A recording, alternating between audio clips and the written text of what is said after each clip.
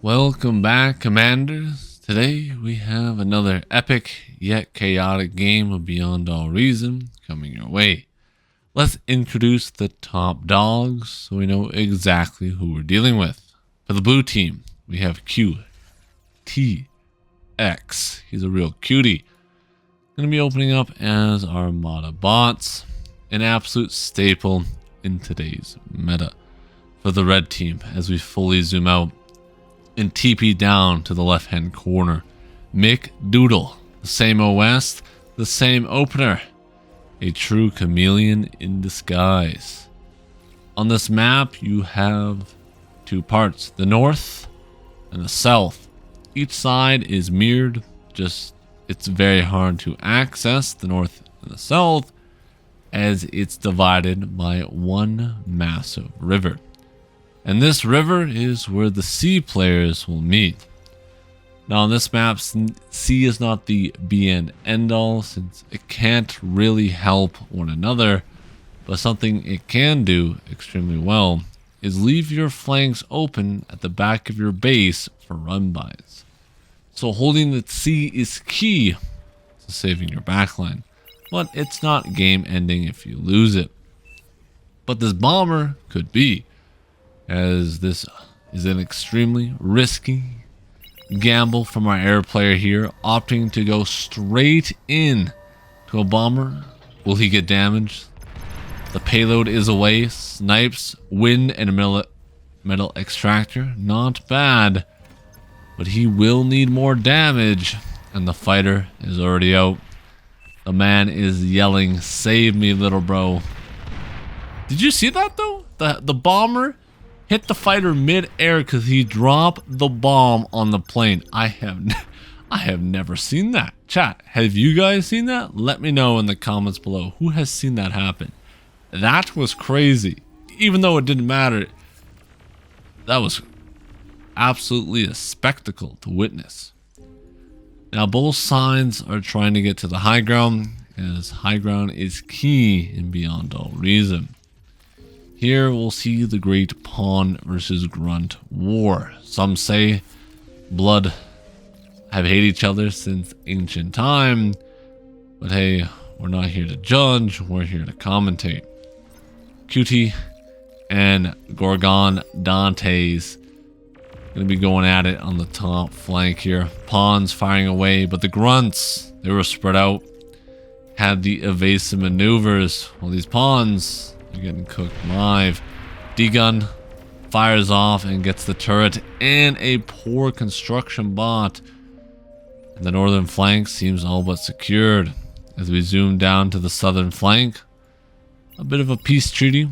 Perhaps they went to the UN this morning and decided to shake their hands. Well, let's go to a bit more of a top-down view, as this map is quite hard to navigate with the glaring cliffs and sea. Warrior holding strong in the middle. Basically, everyone has gotten their lines down packed. Nobody wants to overextend, but QTX, he's the main driving force of this operation. As with the Centurion on the front line, he is a one-man army, but he cannot withstand the firepower of Gorgon Dante.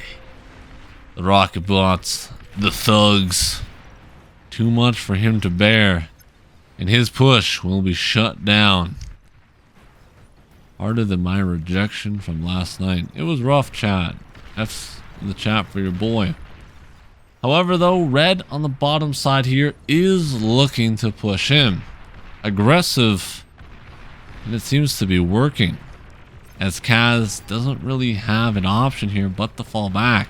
His army is just outmatched. He will try a bit of a run-by, but in reality, that's just a donation to the red cause. If you're a red enjoyer, you should be happy, smiling ear to ear, as the blue team, well, they're collapsing everywhere.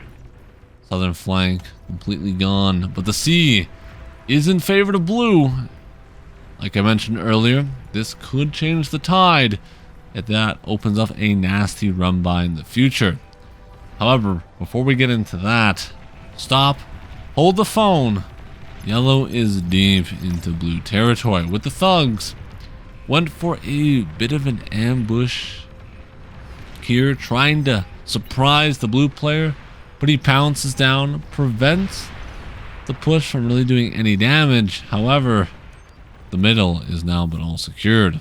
Commander destroyed. But a commander trade just has happened on the northern flank, meaning there is 2,000 metal. That's what I call an all-you-can-eat buffet. So call in your chubbiest friend, as I'm sure he'll be salivating at the thought of eating 2 corpses. However, yellow is fighting back. He does have hands, and he's not afraid to use them as he continues to snipe metal extractors, sniping the rocketeers, getting every bit of damage he can. However, QTX here on the high ground, pushing forward and looking to cement the blue team's victory on the northern flank, as blue team has completely won out. But red, however, has won on the bottom, meaning each side is basically even. North in favor of blue, red in favor of south. Now the question comes, who can stall harder and who can deal the most damage as fast as possible?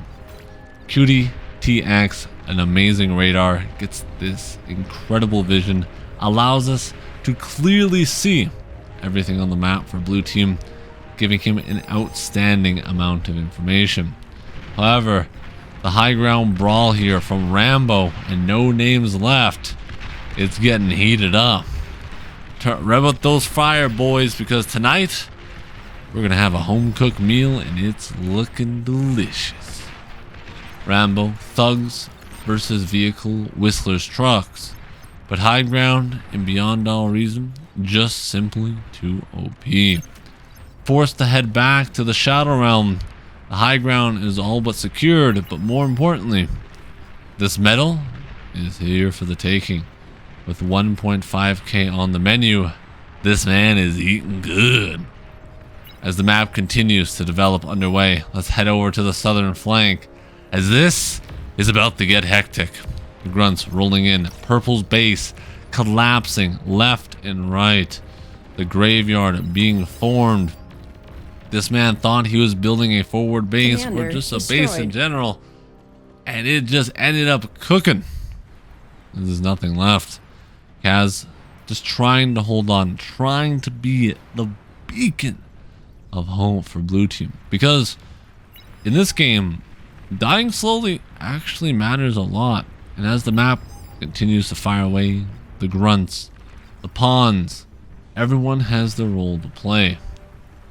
Gunships are in the air, but at this point, against whistlers, my man just self-countered himself. I don't even know what to say. My man cooked, but in reverse. However, the C for blue team, it's no good. The commander here at play is pushing in. Commander sniped, by the way, on the north. We'll look at that later. Right now, our attention has to be glued here to the C, because this could be the turning point of the match. Both teams hard winning their side. However, the blue C control could be the final nail in the coffin for red team. This could be what changes the tide of war. We don't know. We'll have to wait and see. The assault frigates firing away, outnumbering this poor destroyer about 5-1. Both teams still on tier 1. 5 versus 1, man.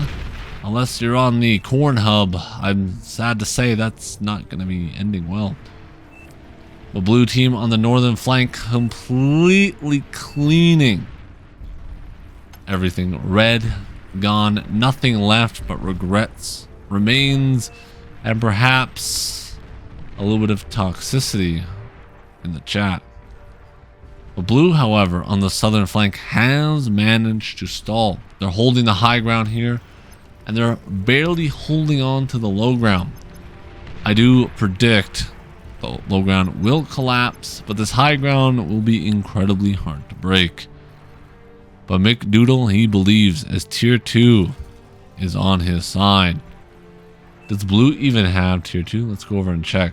He's reclaiming a lot of metal. Oh, he's still on tier 1. But tier 2 is on the board. But a quick cool stat that we always can look at is the economy in the right hand side, as blue is actually slightly behind. Even though they have more map control and presence, their economy isn't up to par, meaning red is still in this and they can easily turn this game around.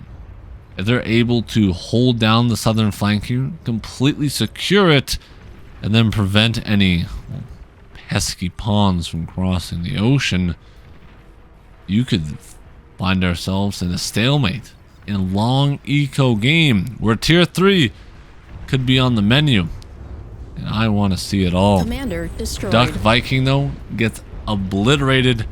My man is gonna be in a wheelchair after that one, as the thugs, maces are pushing across. D-Day has arrived. But yellow is prepared. The pit pull is coming up, but sadly it's just too late. My man has the reaction time of my grandma, which surprisingly has a better reaction time than me. But anyways, the base is over.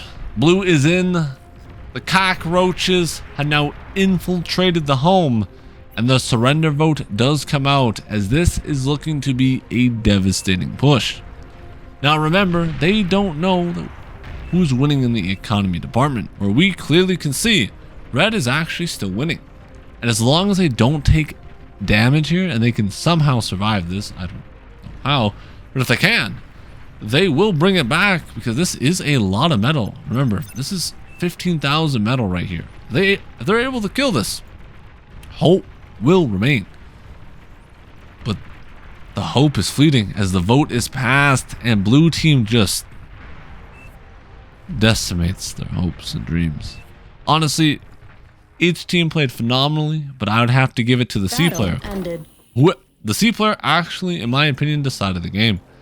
As if It's Not Good was losing, blue wouldn't have been able to make this risky push across. But anyway, like, subscribe, peace.